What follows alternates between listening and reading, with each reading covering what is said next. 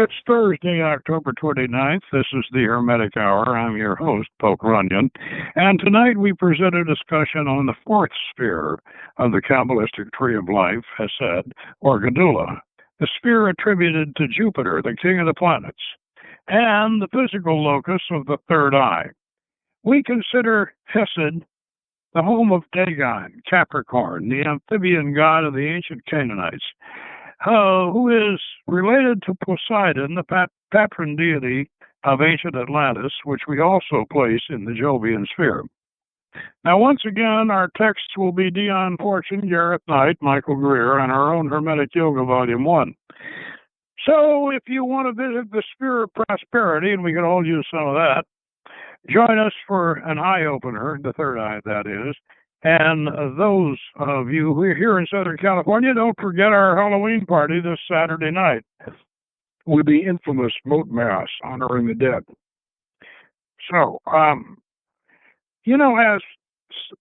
some of you may have gathered already by listening to these particular shows that we've been running on the spheres, you may have gathered that Dion Fortune's Mystical Kabbalah is the first of the books on the Hermetic Kabbalah back, and this came out back in the 1920s. And actually, Basil Wilby's Qabalistic Practical Guide to Kabbalistic Symbolism draws very, very much on Dion Fortune's Mystical Kabbalah. And I think Michael Greer's book, The Paths of Wisdom, I think he also draws a lot on Dion Fortune, too. So, with that in mind, Dion Fortune, I think, has her chapter on Chesed is probably the best of the three, and the original from which the rest of them all draw. So let's take a look at the top of her chapter on the mystical Kabbalah on Chesed. The title, Chesed, Mercy. The Hebrew spelling, Cheth Galet. The magical image is a mighty crowned and throned king. The situation on the tree, in the center of the pillar of mercy, the Yetziratic text.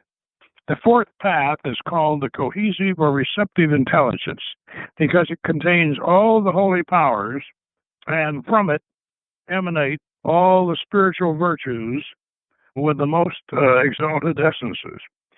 They emanate one from another by virtue of the primordial emanations, the highest crown, from the highest crown, Kether. The title is given to Chesed or Gedulah, love and majesty. The god name is El, or A-L. The archangel is Zadkiel. The order of the angels is the Chasmolim, the brilliant ones. The mundane chakra is Zedek, Jupiter.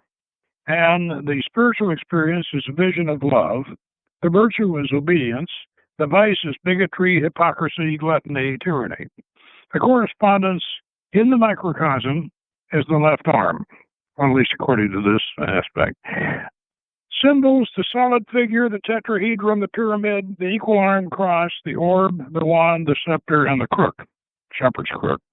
Tarot cards, the four fours, the four of wands, which is his perfected work, the four of cups, pleasure, the four of swords, rest from strife, and the four of pentacles, earthly power. The color in Absolute is deep violet, in Bria it's blue, and in Zera it's deep purple, and in Ashia, deep azure flecked yellow. Now, of course, we said the color in Bria is blue. Now, you recall that in the Minutum Mundum that the Golden Dawn created, the Minutum Mundum is a tree of life drawing with the spheres all in the Briatic scale, and the paths all in the Shia scale. That's the top scale, and Bria is the second scale. Now, the reason why they did that is because the paths are active and the spheres are passive. But we use that Minutum Mundum color scheme of the Tree of Life in all our correspondences. And even though we have some things in CHSOTA that we don't agree with the Golden Dawn on, but for the most part we do, and they did, of course, the best modern synthesis of the practical Hermetic Kabbalah. Now, to read a little bit of Dion Fortune here after the list of correspondences, let's begin here. Between the three supernals and the next pair of balancing Sephiroth upon the tree, there is a great gulf called by mystics the abyss. And the next six Sephiroth, Chesed, Geburah, Tifereth, Netzach, Hod, and Yesod, constitute what the Kabbalists call microprosopis, the lesser countenance of Adam Kadmon, the king. The queen, the bride of the king, is Malkuth and the physical plane. We have then the father, Kether, the king, and the bride, and Kether is the king, and Malkuth is the bride. And in this configuration of the tree, there is profound symbolism and great practical importance in both philosophy and magic. The abyss, the gulf fixed between the macroprosopis and microprosopis, marks the demarcation in the nature of being, in the type of existence prevailing upon the two levels. It's in the abyss that Da'ath, the invisible Sephiroth, has its station, and it might aptly be named the Sephiroth of becoming. It is also called understanding, which might be further interpreted as perception, apprehension, and consciousness. Now, what she says here is very important, especially with us, because we reconstitute Da'ath in the tree after the fall. The tree that we have, based upon Athanasius Kircher's drawing, the tree that we use for the Minutum Mundum is the tree before the tree after the fall, and the tree with Da'ath manifested is the tree before the fall. And the idea, of course, in mastering the tree, as those who climb the tree and do that are aware, the idea is to restore the tree to its original state before the fall. And before the fall, Da'ath was in that position, right on the lightning flash, in that position, right in the abyss.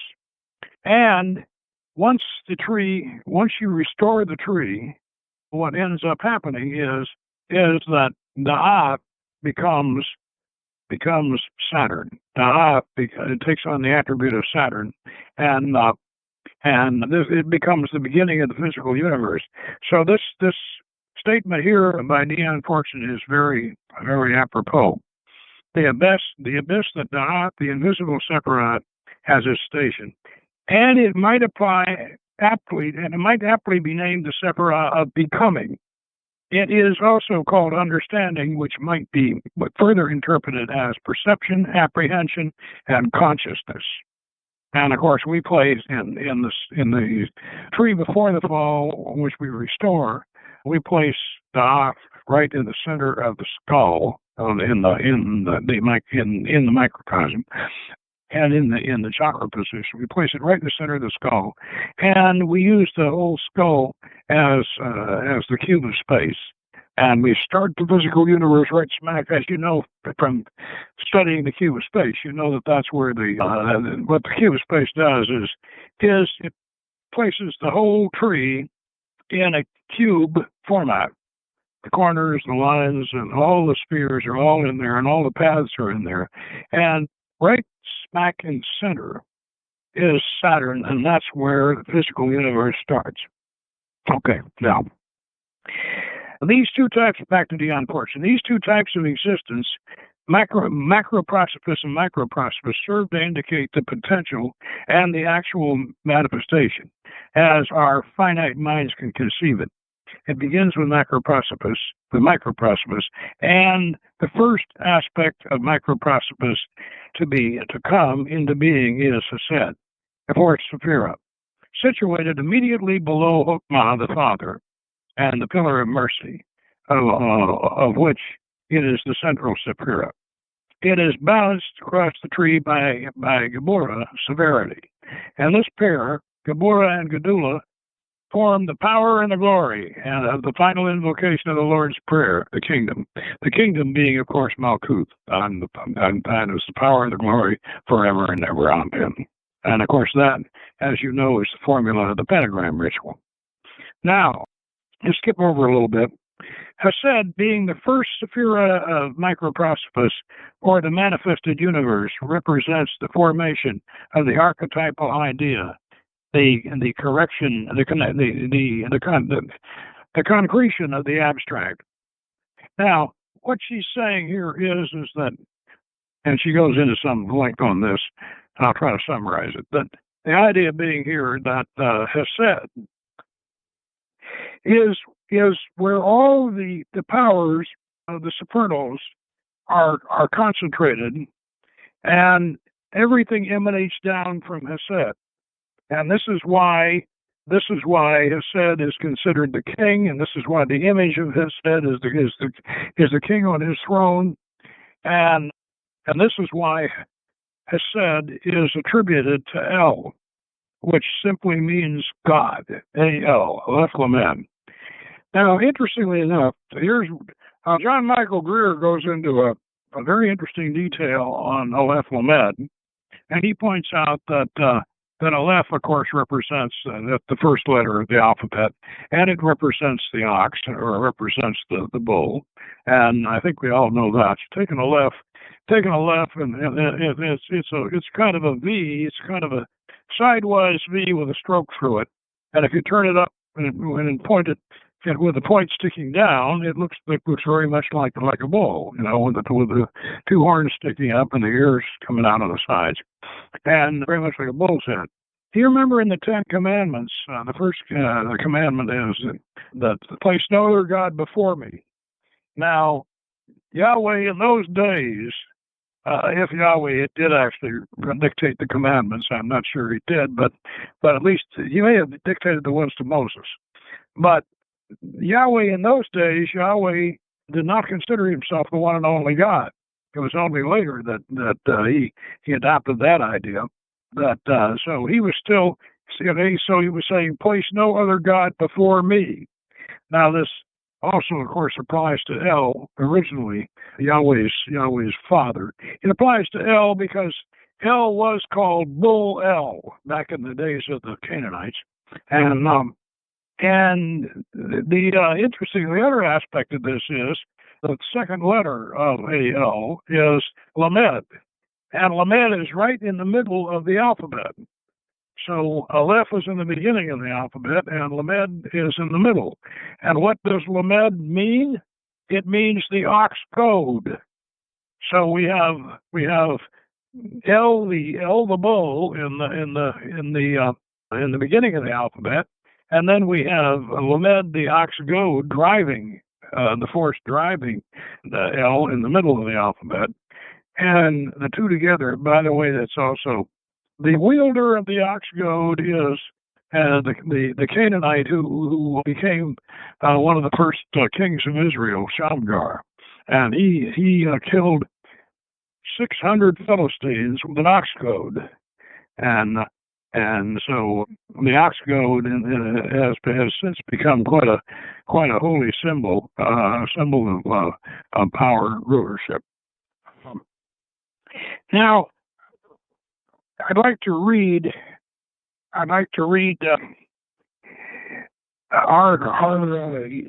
Hermetic Yoga book here, what we have on the Chesed, and so discuss some of the correspondences that we make on this. Chesed, the fourth sphere, Jupiter, mercy, Archangel Zadkiel. Chesed's traditional image is a crowned king, which derives from its attribution to Jupiter, the largest of the planets.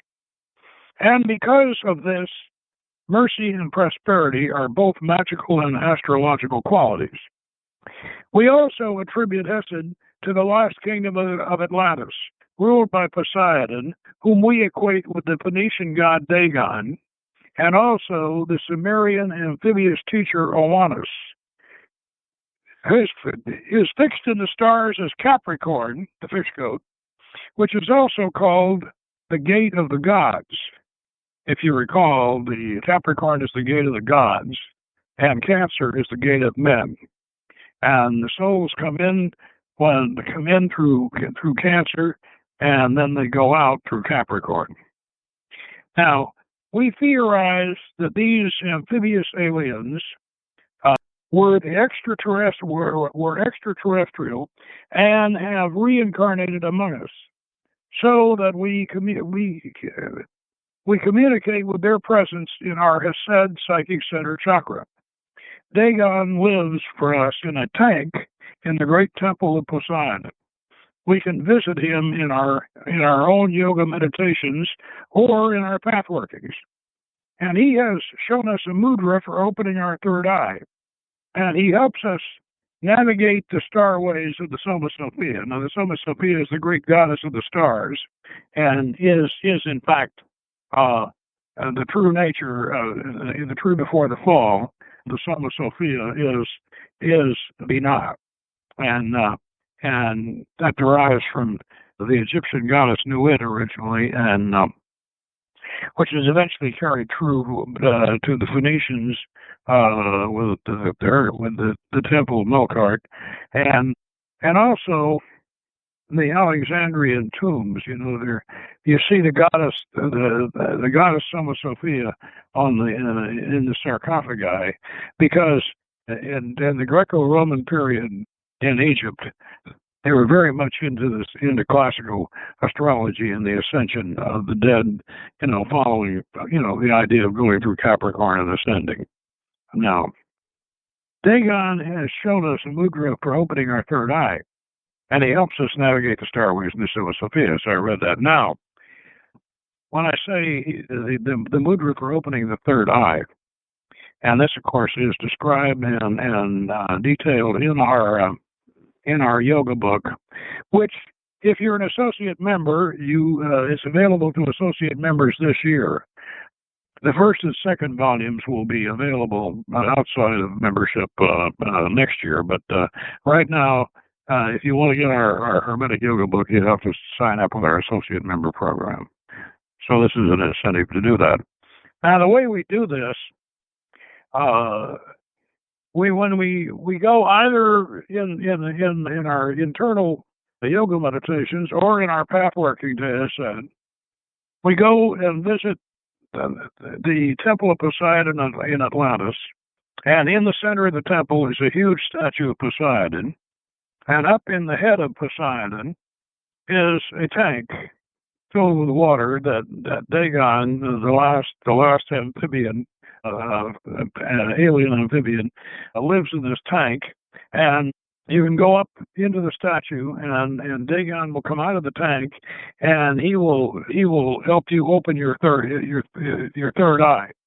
The way this works is very simple, but in order to make it work, you have to first master our yoga system, which is very much like, and as far as the methodology is concerned, we use Tibetan tantric methods, and which we have a certain background in.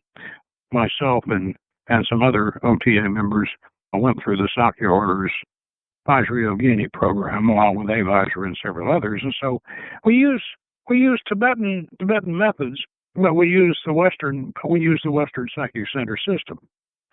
Now, as to conclude this, as you rise up through the palaces of the gods in your Psychic Center Hermetic Yoga meditations, you will receive advice and suggestions from the members of your personal pantheon. Because ancient gods were only too human in their characteristics and attitudes, these suggestions and advisements may be unwise. Dagon, whose perspective is more elevated and celestial than those in the lower centers, will act as the chairman of the board regarding the actions and directions the others may want you to take. In this sense, he's like your HTA, your Holy Guardian Angel, the one of the three guardian angels who stays with you through all of your incarnations. Heed him well.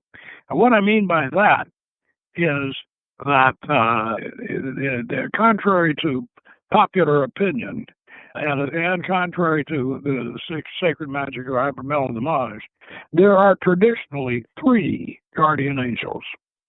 And you don't have to take my word for that. That comes straight from Cornelius Agrippa, and he got it from Hermes Trismegistus. So there are 3 guardian angels, all of which you should contact. And the first one is the guardian angel that you're born with, you're in your ascendant. The second one is the guardian angel of the planet that rules your ascendant. And the third guardian angel is the most important one. He's the one who stays with you through all your various incarnations, and he is independent of the astrological aspects of the other 2 angels that you're born with. And so that's why he's important, so he can keep you out of trouble that you might get into if you follow the advice of the other 2 angels. And you might think of Dagon being in the same sense. Dagon up there at the top is sort of your governor. And as you go up these spheres and you meet the gods either in pathworking and evocation or in your internal yoga meditations, they will give you advice, and they will ask favors of you, and they will advise you in areas that they are concerned with. And Kusor, the craftsman god down in Hod, down in his alchemy laboratory and his forge and all that, he is continually getting you to do projects and stimulating you to build your magical equipment and carry out your creative projects. And sometimes these creative projects may get in the way of your mundane life, and they might even become a kind of an escape. So you have to have a cool head to kind of keep the other gods under control. Now, the mandala of Chesed is a blue square turned up like a diamond, with the seed letter Kaf in the center in Phoenician, and the archangel is Zadkiel, and the musical note is F, and the jewel of the chakra, of course, is the sapphire.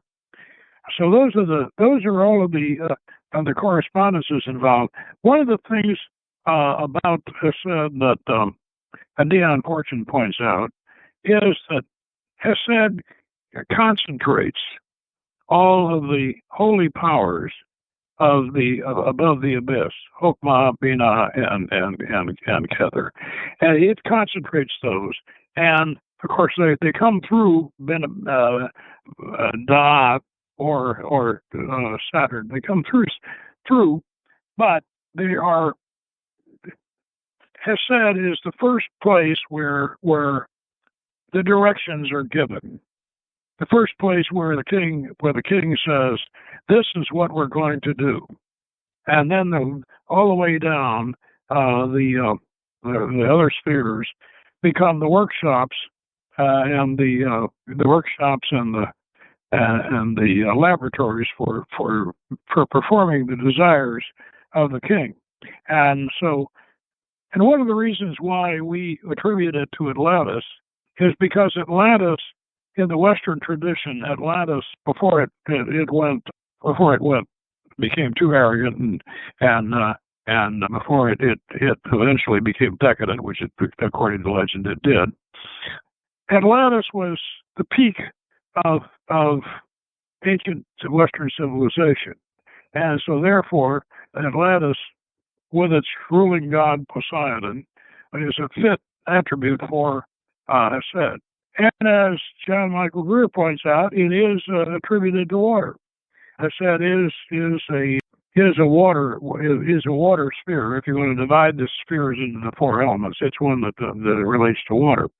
And of course, it also relates to prosperity. And here again, the planetary spirits, Jupiter, the planet Jupiter, certainly apply to Chesed. And we've discussed these Kameas before. And Yophiel, of course, is the spirit of Jupiter.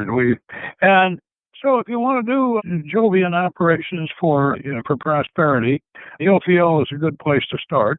And you'll find the Kameas, of course, in the Golden Dawn. You'll also find them in the Magas. And you know how to.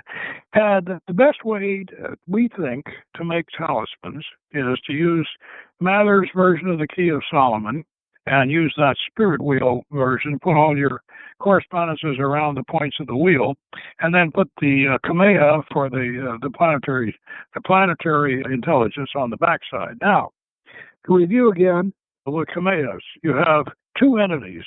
In each of the planetary Kameas, you have the spirit and you have the intelligence. And as you recall from previous broadcasts, the spirit is the aggressive and somewhat negative aspect of the planet, and the intelligence is the good, the prosperous, and the benign aspect of the planet. So in the case of Chesed, Ophiel is the one that is the intelligence that you want to use, and for prosperity and for various other aspects. Now, to discuss how we open the third eye, because I know everybody's curious about that.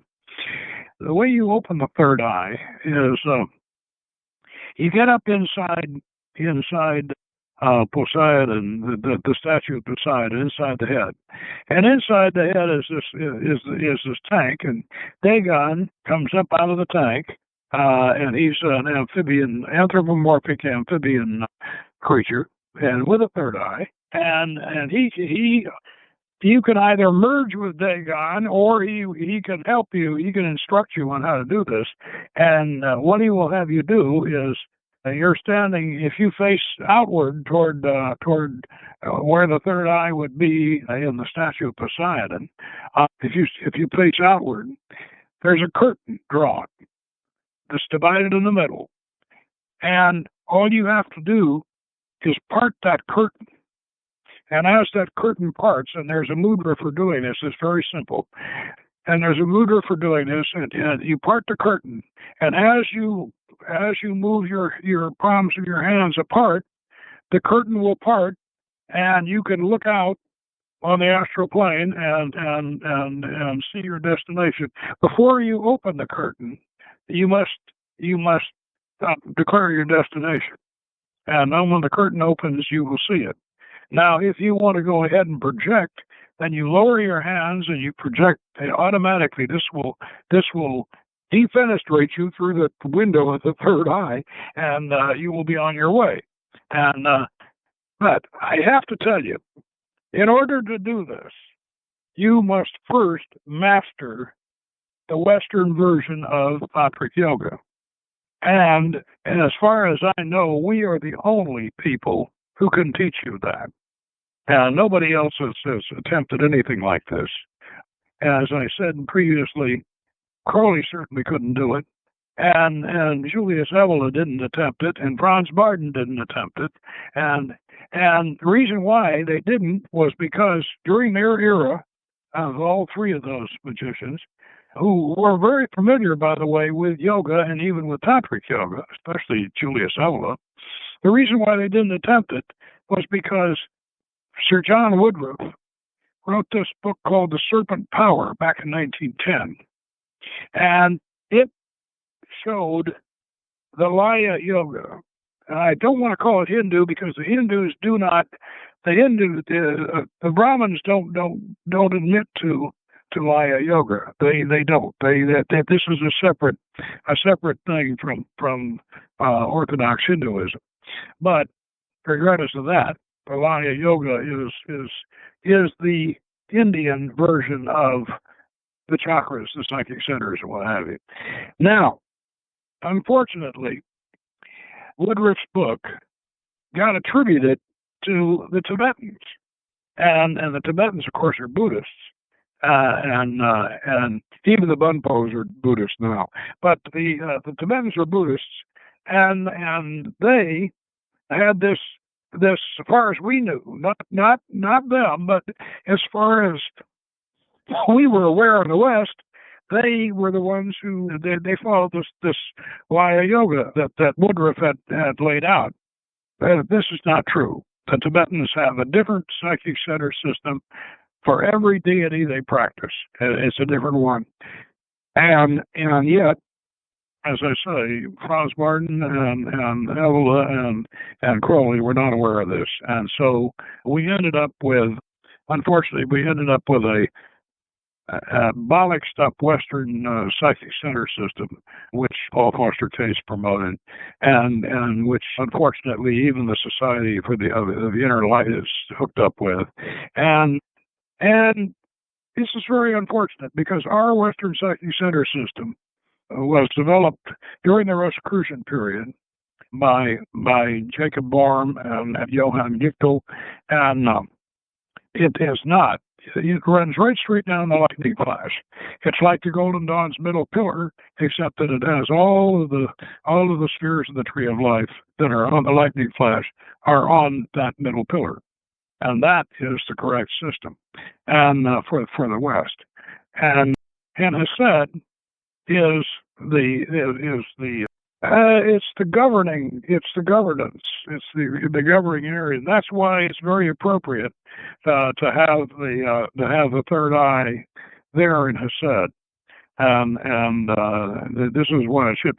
By the way, in the path working to Hesed, which those of you who have our path working video, and here again, you don't get the path working video unless you're taking our course, and you have to be an associate member to take our course. And so actually, what I'm talking about tonight is kind of a recruiting, almost a sort of a recruiting session here, because I know that all of you are interested, or should be interested, in mastering these techniques. But in order to do this, you have to master the yoga system, because this is where the power comes from. And as Rigardi said, that if you don't practice the middle pillar, which was the only version of the Western system that we had for a long time, if you don't practice the middle pillar, you're not going to get anywhere in magic. And Rigardi, by the way, in the end of his book on true healing, which was his book on the middle pillar, in the end, of the book, he has all of the other spheres, and he lists them and their powers, but he doesn't go so far as to say where they are located, and yet he does list them. So we could attribute the survival of the middle pillar to Rigardi, but he didn't finish it up. He didn't finish up the Rosicrucian system as he probably should have. Now, let's read a little more about Hesed here from Dion Fortune, so that we get a little more of her wisdom in regard to this. Let's see here. As we come down the tree into these spheres, more within the range of our comprehension than the three supernals, we find the symbols associated with each sphere becoming more and more eloquent as they speak to our experience, instead of causing us to reason by analogy. The magical image representing Hesed is a mighty throned and crowned king, throned because he is seated in stability in a kingdom at peace, not going forth in his chariot to war, as is suggested by the magical image of Gedulah.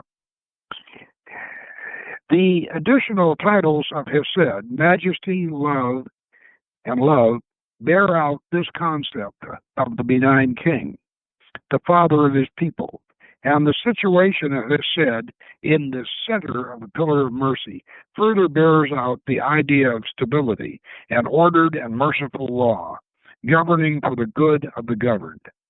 The title of the angelic host associated with Hesed, the Chasmalim, or the brilliant ones, enhances the idea of the royal splendor of Gedulah, which is an alternative title frequently used for Hesed. The mundane chakra assigned to Hesed is Jupiter, the great benign planet of astrology, and confirms the whole chain of associations. Upon the microcosmic or subjective side, we find that the virtue assigned to this sphere of experience is that of obedience. It is only through the virtue of obedience that the subject can profit by the wise counsel it has said. We have to sacrifice.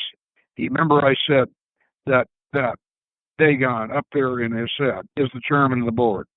And everything the other gods and goddesses tell you.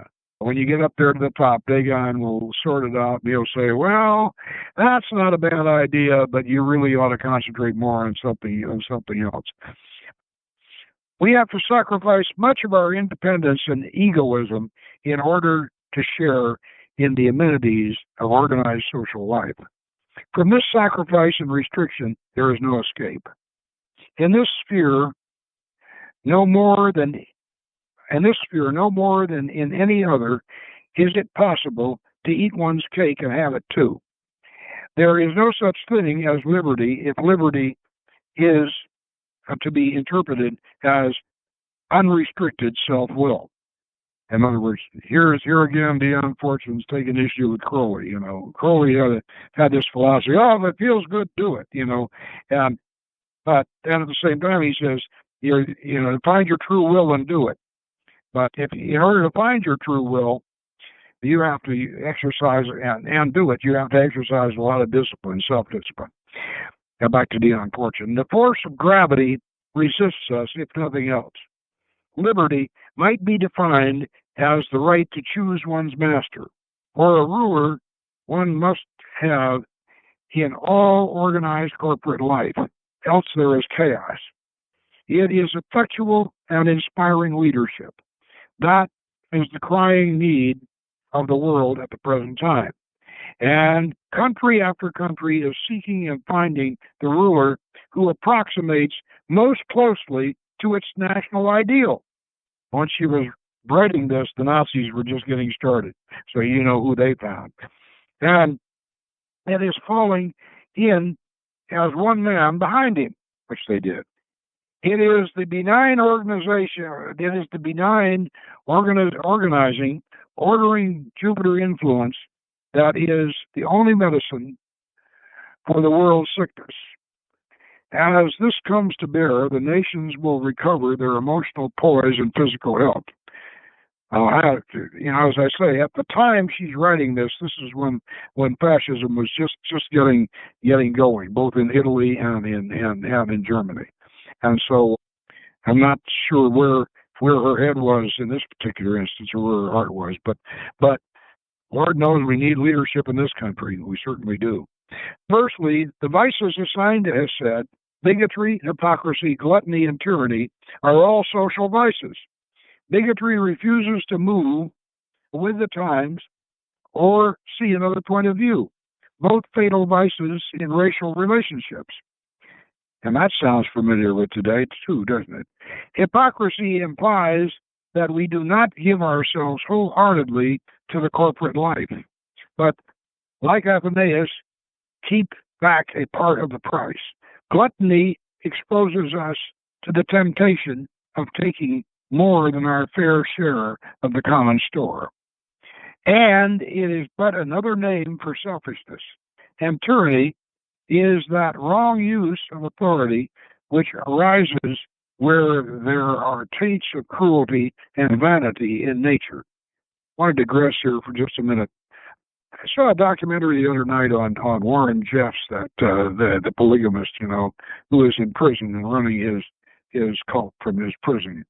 And apparently he was great, preached to all of his flock that they should abstain and not drink, no alcohol and no coffee, just lay down all these don'ts, these thou shalt nots to his flock.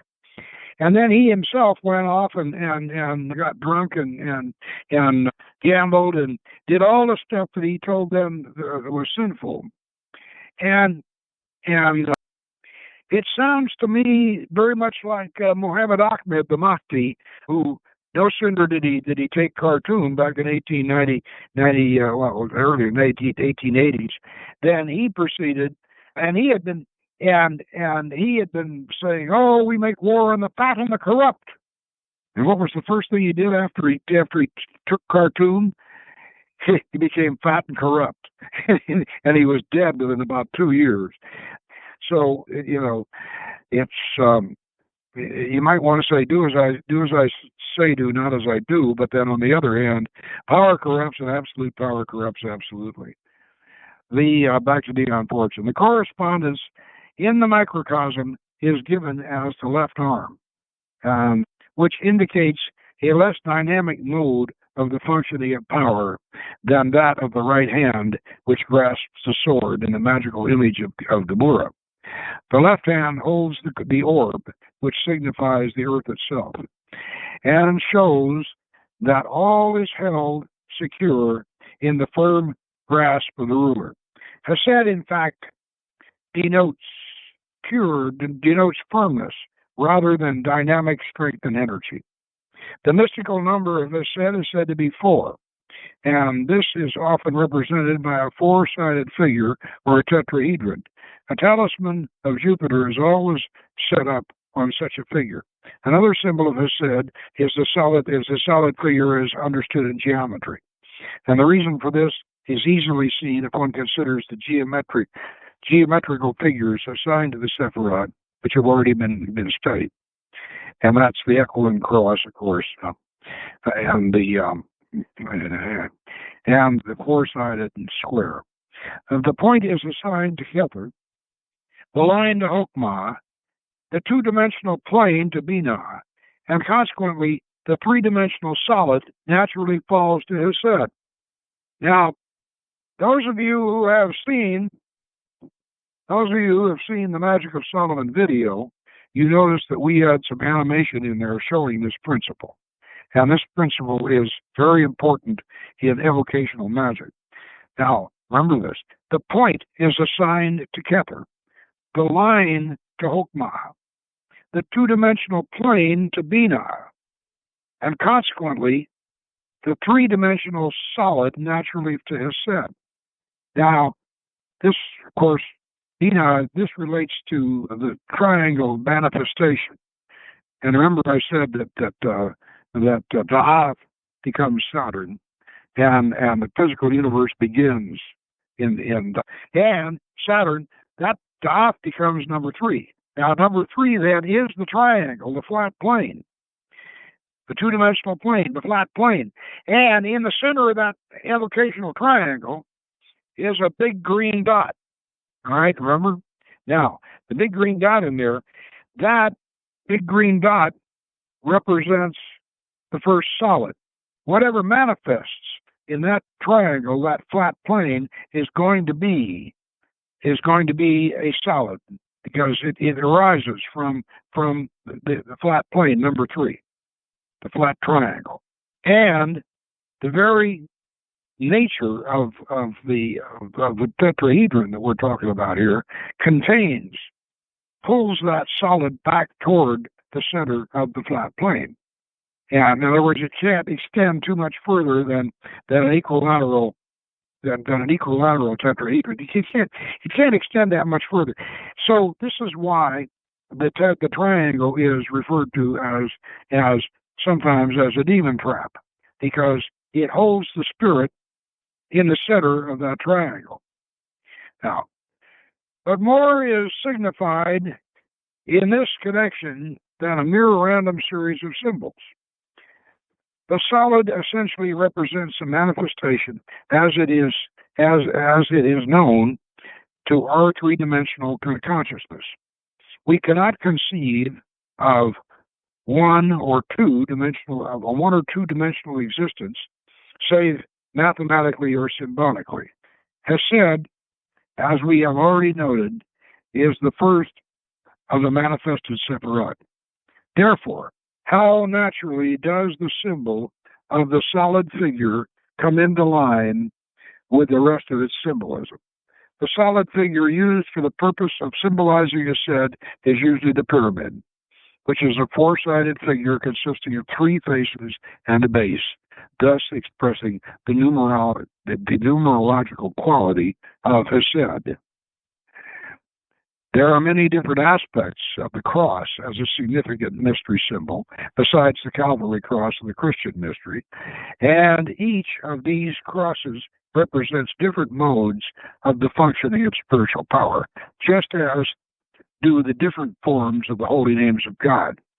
The form of the cross associated with Chesed is the equal-armed cross, which is symbolic of the four elements in equilibrium, and implies the ruling of nature by a synthesizing influence which brings all things into balanced harmony.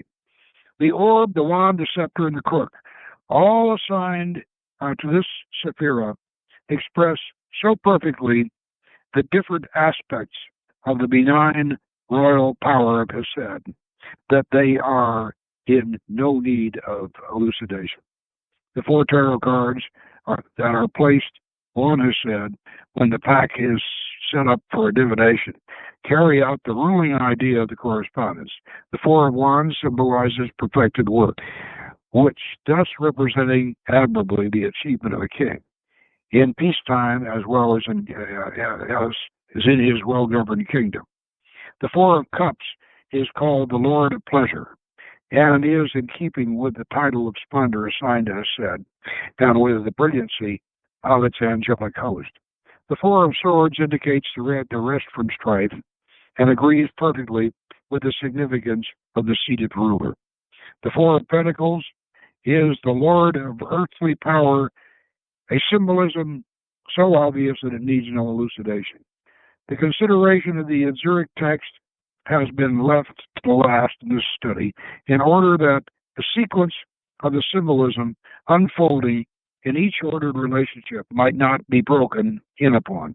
Moreover, this text contains so much significance that it is best studied when we are as fully equipped as possible with the cognate symbolism. Much that relates to the teaching contained in this text, however, has already been studied as it came up for examination in relation to the preceding Sephirat. I will not repeat this at length, but content myself with referring the student to those pages where the matters are dealt with in detail, thus avoiding needless repetition, which otherwise is bound to occur in the study of such a subject as the tree of life, where different symbols represent the same potency upon different levels of manifestation or under different aspects. The fourth path is called the cohesive intelligence, and how clearly can we see the meaning of these words when we have learnt to look upon Chesed through the symbol of the king seated upon his throne, organizing the resources and prosperity of his kingdom, and causing all things to be drawn together into the ordered whole for the common good. It is also called the receptive intelligence in the Azuric text, and this is borne out in the symbol of the left arm, which is assigned to this sephira in the microcosm. Chesed contains all the holy powers, and from it emanate all the spiritual virtues with the most exalted essences. The teaching implicit in this statement has already been elucidated in the previous exegesis under the concept of archetypal ideas. They emanate from one another by virtue of the primordial emanation, the highest crown, Kether. These concepts have already been dealt with in relation to the second sephira, Hokmah, where the overflowing of force from the sphere to sphere was considered. And next week, we will deal with that mysterious sphere, Da'ath, which is now in our restored tree before the fall, is now attributed to Saturn and the beginning of the universe, and the gateway to higher realms on the ascent. So next week, Da'ath, and the god in Da'ath, of course, is Mot, and the two fallen angels. The Zohar wrapped up all of the of the Enochian, the 200 Enochian angels that came down with Sannyasa, Moshe de Leon compacted them all into Azza and Azazel and chained them to opposite walls in the mountain of darkness. And they, of course, are two of the imprisoned inhabitants in Saturn, which we will visit next week, and we will discuss the symbolism of the fallen angels and the mystery of the fallen angels, and so you want to look forward. Be sure to be with us for that one. And meanwhile, remember, those of you that live here in Southern California, and if you don't have an invitation to the party, give me a call or email me. And remember the Dark Mother of all Halloween parties this Saturday night, and also the Mot Mass. What say you to honor the dead? So until then, happy Halloween and good magic.